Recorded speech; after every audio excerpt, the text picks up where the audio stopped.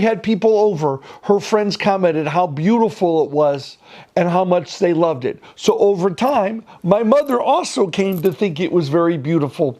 So when it came time to find a home for the cat, when my mother went into a smaller room in skilled nursing care, it found its way here, and I have great fond memories of the ceramic cat. That was probably way too long of a story. Hey, Father. Yes. For all of those joining us on YouTube right now, could you just say hello and what you're going to walk us through tonight? Hey, everybody who just joined us on YouTube, it's Father Mark. We're here at the Rectory live, and it's just me tonight. And so it's the first year anniversary. We're starting a second year together with me as pastor. And since there has been kind of a setting here, I thought that it might be nice, to share a couple personal stories. I just talked about the ceramic cat. Now, you might recognize the painting. The painting, believe it or not, is from Salvador Dali. And Salvador Dali was raised in Spain, and what's really interesting, he was known for her surrealistic painting. He painted the subconscious. But then as he got older, he went back to the Catholicism of his childhood, and he painted a lot of scenes that were religious. Now, this is called the Sacrament of the Last Supper. This is not supposed to be what it looked like then, because sacrament is here and now. So the setting for the Last Supper is the setting of his house in Spain. It overlooks the ocean. So like the setting of the Eucharist today is the background of our lives. And there was always those shapes because that was always made it eternal.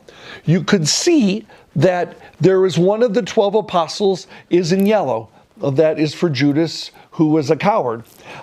Interesting, God the Father is really interesting. It's not an old man, but a young man who is headless. There's no face of God the Father, but his expanse is the whole world. You see Jesus. Now, what's really interesting, can I stand up, John? Yeah. What's really interesting, I think, is that right here, you see there's a little flash of light on Jesus's hand. There is a dove right there by his neck and his hair, and it looks a little better from this angle. There's a dove for the Holy Spirit, Father, Son, and Spirit, right there in the sacrament of the Last Supper. This was framed beautifully for me by friends in my first assignment. And there's probably a lot more. I just think that is so cool. It also kind of talks about, I love religious art, but I don't really like things that are like manufactured to be religious art. Like old holy cards or things that I really like to find art that is real art that happens to have a spiritual theme. Now, so this obviously is a statue of my patron, St. Mark. The statue of Mary was given to me by my best friend, Deacon Dan Breyer, when he visited, I think it was from New Mexico. Now this little statue was carved for me from my good friend, Bob Weggeson. Bob Weggeson was a magician, and he could do anything. He carved this for me when I was in Delphus on my pastoral year. And what he did, he took the priest image. So there's an alb, but he took my business card image of my magician's hat, and I'm holding either a prayer book or a hymnal or a deck of cards. He wanted to take the two images of magician and priest into a statue. And again, this obviously is really close to me. You may have heard me say many times that I spent my summers in West Virginia with my grandparents. When I was about 8 or 9 years old, a woman named Mrs. Cross came from Clarksburg, visited my grandmother and grandfather, and she brought this bird. I was there the Sunday that she brought it, and this was on my grandmother's coffee table my whole life.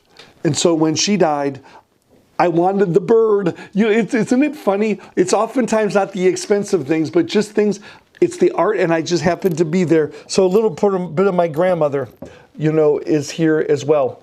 Maybe one more thing that's kind of fun. What do you call those things when you go to like the history museums and there's like the whole scene of like prehistoric, are they dioramas? I think so. Mike French, who's a just brilliant man and an English a professor, before I left Bowling Green, made me a diorama of St. Francis of Assisi with the wolf. So that's what that is. So, the Rio de Janeiro statue, the dove, the Holy Spirit dove. There were always art shows every year that I coordinated for the Office of Developmental Disabilities in New Jersey, the department, and that they were made by people with disabilities, and I got that piece of art there. The one thing I would like to show and talk a little bit tonight, it's probably one of my prized possessions.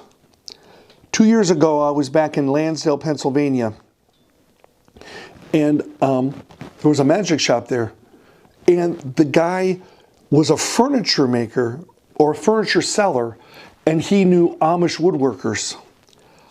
I think this is one of a kind. I call it an energy box. I think this is just by itself one of the prettiest things. John Trappett calls it trippy, but it's just gorgeous.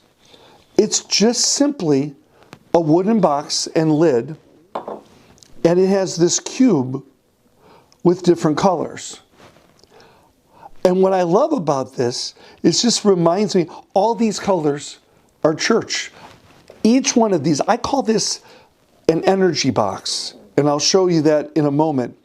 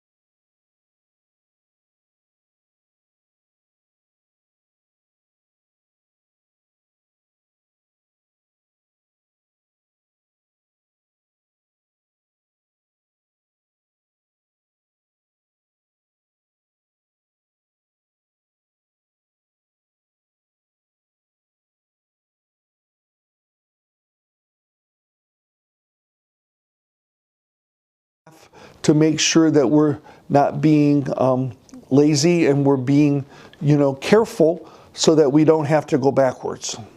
How are we doing, John? I think we're back. I'm sure everybody, all of you are tired of hearing about the virus and the pandemic, but it is a reality, and I think we're doing pretty darn good. So I was just trying to be able to show all of you off of my counter in my ledge, just the energy box from the Amish.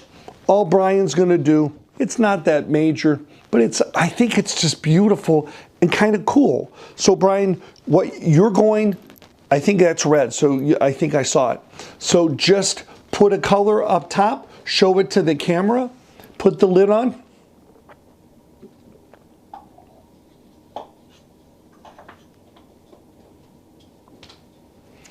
Yeah, very basic. But again, the idea is different colors have a different feel, right?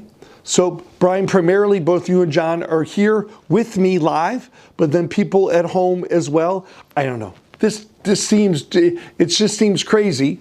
But Brian, you're just going, you put one of the colors face up. Right. I just want you to think, oh my. All right, this is just going to sound really weird, but the moment I felt it, I felt kneeling.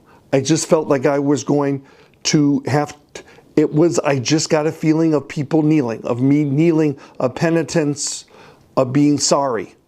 So to me, that's Lent. And so I'm just feeling purple, which is just weird because that's exactly the one that you put up. And again, it's just so cool.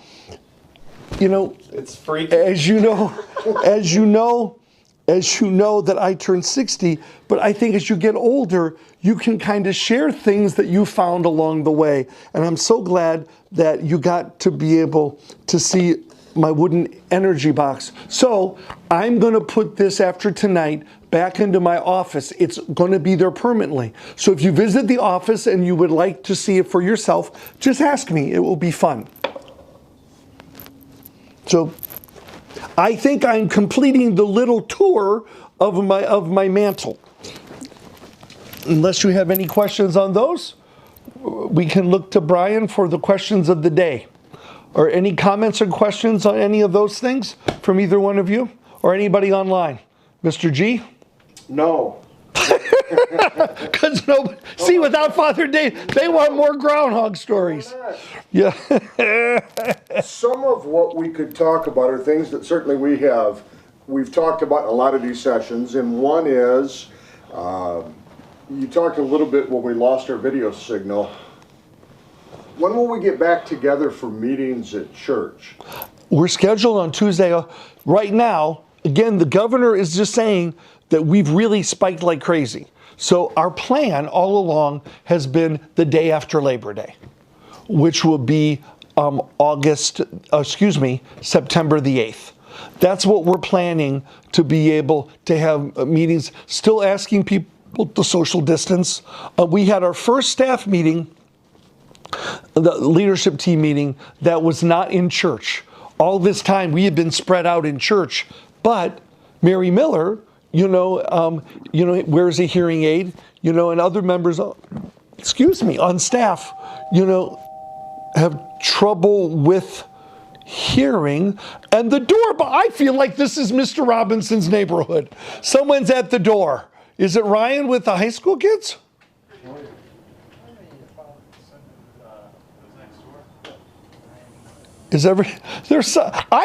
I've been here a year and 2 weeks, and unannounced I've had only 3 or 4 people come to the door. I gave it the office. You can I got plenty of Girl Scouts. Is it someone from the lawn? No.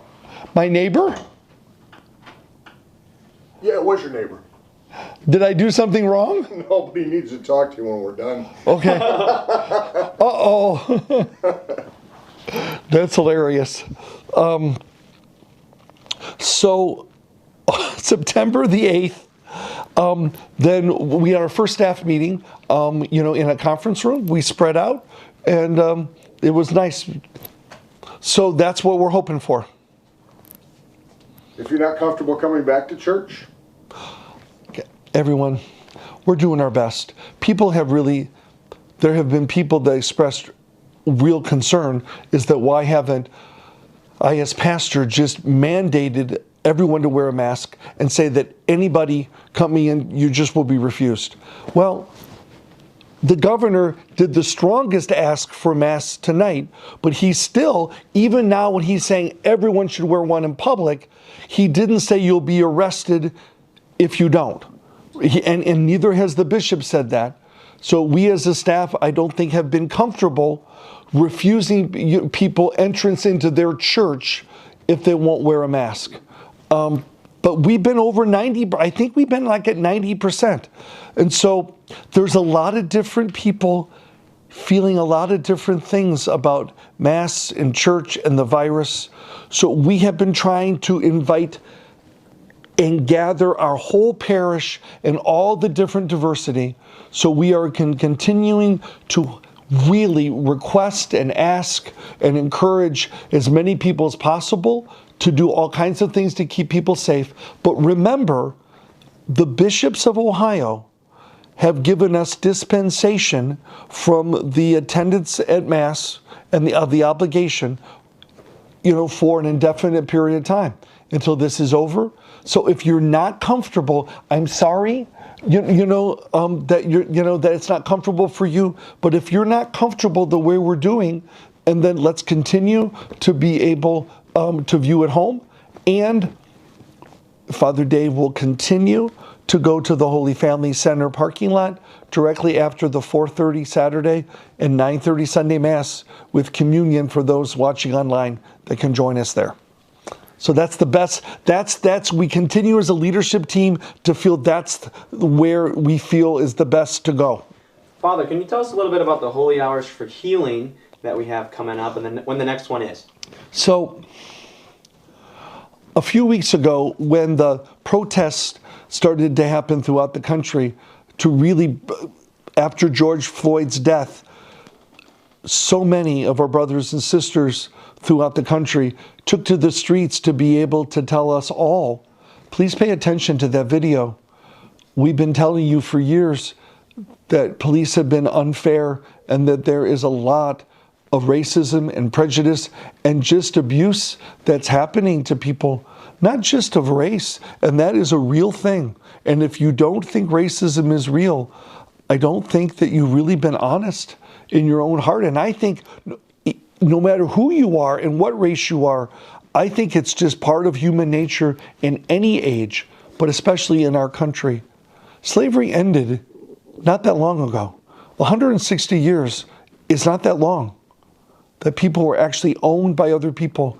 I don't think we can have any idea or overemphasize what effect that has on people.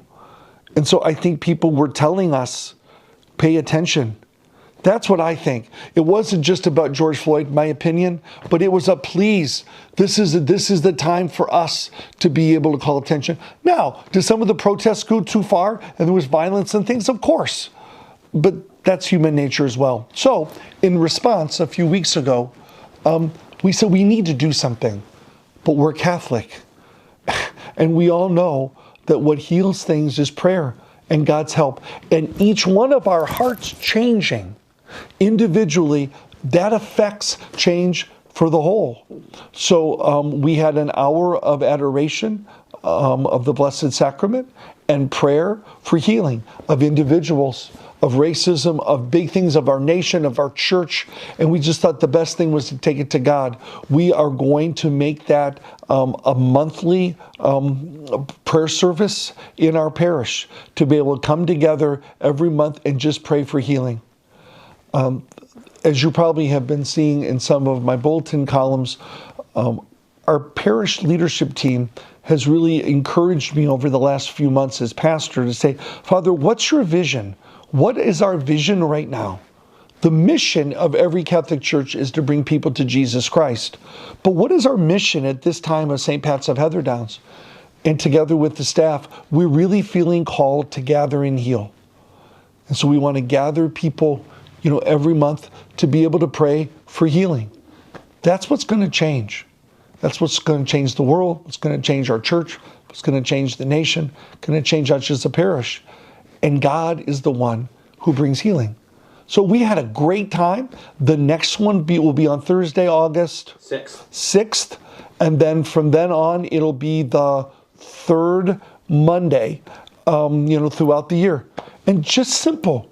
And not to be indelicate, but what we just wanted is to pick a very simple format to be able to put out the Blessed Sacrament, to be able to have quiet, to be able to have music, to be able to praise, and just ask God for healing, have reconciliation available, and then have, at the end, to have the availability to be prayed over if you wish. And we'll continue that every month. And we're really excited. And as always, we've been asking you throughout the COVID time. And of course, everyone will encourage people to wear masks and spread out, especially as we begin these. But we're really excited, about those as a way. How can we make a difference? What is our response to all of this coming out? And so this is one thing that we've done, is these monthly prayer services for healing. I think the last question we have is, and we've talked about it before, is coming back to school. A lot of people, the governor really announced that he really advertised tonight's announcement big, and many people were afraid that he would have to be able to push that back. But as far as we know, knock on linoleum, right? It's August the 19th.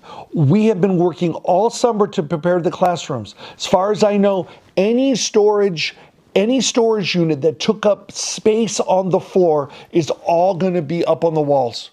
We've had someone custom making cubbies and shelves and everything to go on the walls all summer, so we will be able to, I think it's 6 feet between desks, but the governor may go down to 4. We might be 5.5 in a couple classrooms, but we're planning to be able to distance the desks and come back every day, full day. That's our plan, and we hope, please and pray, that we will be able to continue to do that. And you've done a great job keeping people updated through Google or Facebook or Instagram or the website. So you'd recommend, I would think, that please continue to be. Look, I'm one person. Thank goodness we have a great staff, and Tina Abel and Jane Nevers and the faculty have done a great job. But any organization is only as strong as all of us together. And I will do my best, and that, to try to be able, when you have concerns, do my best to listen and pray, talk with leadership team, and do our best. We're in this together. No one's perfect, but we've survived a year of my leadership. We can probably survive anything, and let's continue to pray that God will help us to gather people together. This is the time for us to come together as a parish. Everybody can't come to church, I understand. This is the time to ask God to heal all those little ouchies between all the different groups, and to be able to gather people so that other people can gather and get healing from Jesus. God bless you. Thanks for tuning in. Until next time, God bless.